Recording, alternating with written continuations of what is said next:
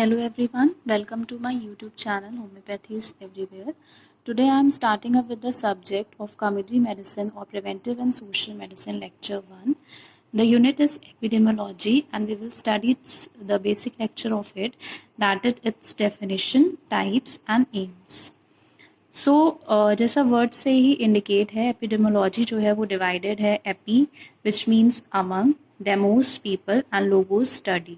सो epidemiology का basic meaning क्या होता है? Study among people.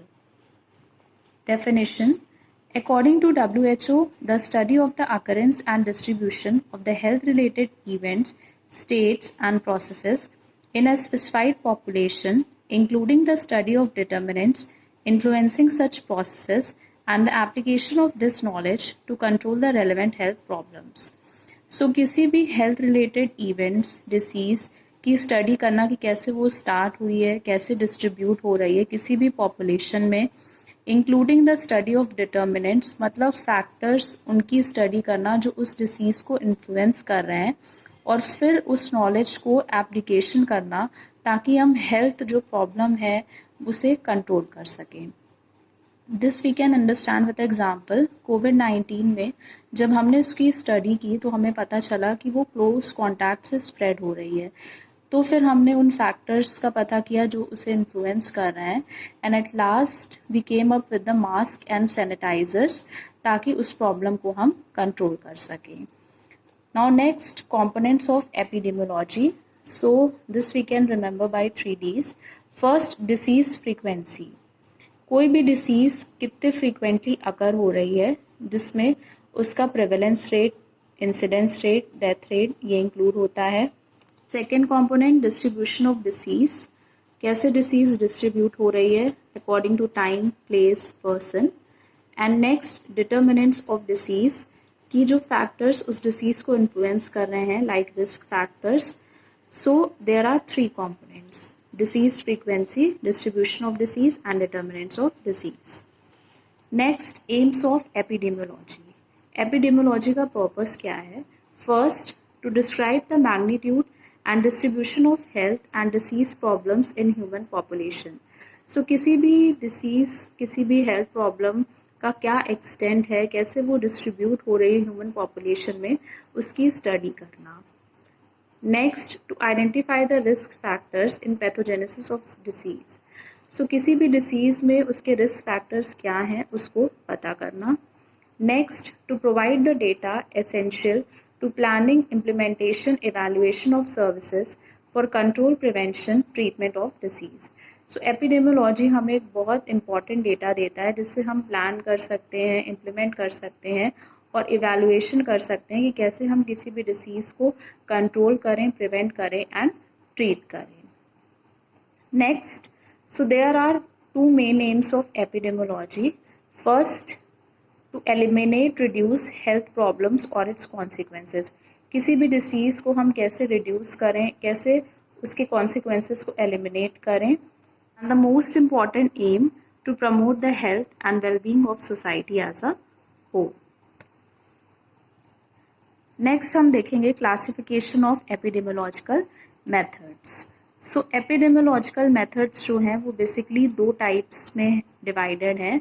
First, observational studies. Second, experimental और इंटरवेंशन स्टडीज़. सो पहले हम देखेंगे observational studies. So observational studies they are further classified into 2 types. First, descriptive study and next analytical studies. Descriptive studies, hypothesis formulation. So descriptive studies में हम क्या करते हैं, कोई भी हाइपोथेसिस जैसे कोई भी प्रिजम्पशन है उसका फॉर्मुलेशन करना according to time, place, person. This I will explain you by giving example. For example, lung cancer, कोई हाइपोथेसिस है कि lung cancer it is the most common cancer in males in India according to 2019 data. तो इसमें time 2019, place India और person male, तो इसकी study करना ये डिस्क्रिप्टिव स्टडी में आता है. Next, analytical studies. ना हमने कोई भी हाइपोथेसिस उसका फॉर्मुलेशन कर दिया, अब हम उसे टेस्टिंग एनालिसिस करना है. So this we will do by analytical studies. इसके 4 टाइप्स होते हैं. फर्स्ट, इकोलॉजिकल और correlational studies. Second cross sectional और prevalence study, third case control और case reference study, and last cohort और फॉलोअप स्टडीज। इसे हम रिमेंबर कर सकते हैं बाय ECQ। जो इकोलॉजिकल स्टडी है उसमें हम पॉपुलेशन की स्टडी करते हैं, and other three that is cross sectional, case control and cohort में इसमें हम इंडिविजुअल की स्टडी करते हैं। एक्सपेरिमेंटल स्टडीज, सो नाउ हमने किसी भी हाइपोथेसिस की एनालिसिस कर ली, उसकी टेस्टिंग कर ली, नाउ अब हमें उसका कंफर्मेशन करना है। तो उसके लिए एक्सपेरिमेंटल स्टडीज की जाती हैं जो 3 टाइप्स की होती हैं।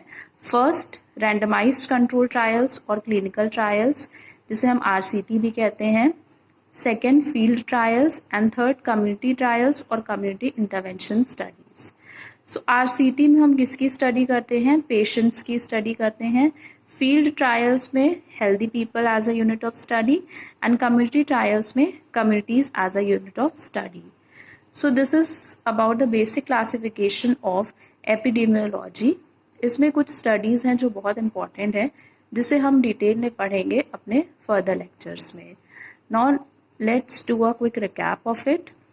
तो हमने आज पढ़ा कि एपिडेमियोलॉजी, उसका बेसिक मीनिंग होता है study among people. Definition, study of occurrence distribution किसी भी हेल्थ रिलेटेड इवेंट्स की इन स्पेसिफाइड पॉपुलेशन में, एंड उसके फैक्टर्स को स्टडी करना एंड उस नॉलेज को एप्लीकेशन करना ताकि हम किसी भी हेल्थ प्रॉब्लम को कंट्रोल कर सकें। Components of epidemiology, there are 3 basic components. First, disease distribution of disease. Third, determinants of disease. Aims of epidemiology, to describe magnitude and distribution of health and disease problems, to identify risk factors, and ये data provide करता है जो essential होता है for control, prevention and treatment of disease. There are 2 main aims. First, किसी भी health problem को eliminate, reduce करना. Second, हेल्थ और वेलबींग ऑफ सोसाइटी को प्रमोट करना। फिर क्लासिफिकेशन हमने देखा, तो एपिडेमियोलॉजिकल मेथड्स 2 बेसिक क्लासिफिकेशन होते हैं, observational studies, experimental studies. Observational studies they are further divide into 2 types, descriptive studies, analytical studies. Analytical studies they are further classified into 4 types, ecological, correlational study, cross section और prevalence study, case control और case reference study, and cohort और follow up study. Ecological में हम population की study करते हैं, and other 3 में हम इंडिविजुअल की स्टडी करते हैं। एक्सपेरिमेंटल स्टडीज जो 3 टाइप्स की होती हैं, RCT, field trials and community trials. RCT में पेशेंट्स की स्टडी करते हैं, फील्ड ट्रायल्स में हेल्दी पीपल की, एंड कम्युनिटी ट्रायल्स में communities as a unit of study. So friends, I hope you all have understood the topic very well. I have tried to explain it as easy as possible, and इसकी हम detail study अपने further videos में करेंगे. So if you have understood the topic, do like, share and subscribe to my channel. Thank you all. Bye bye.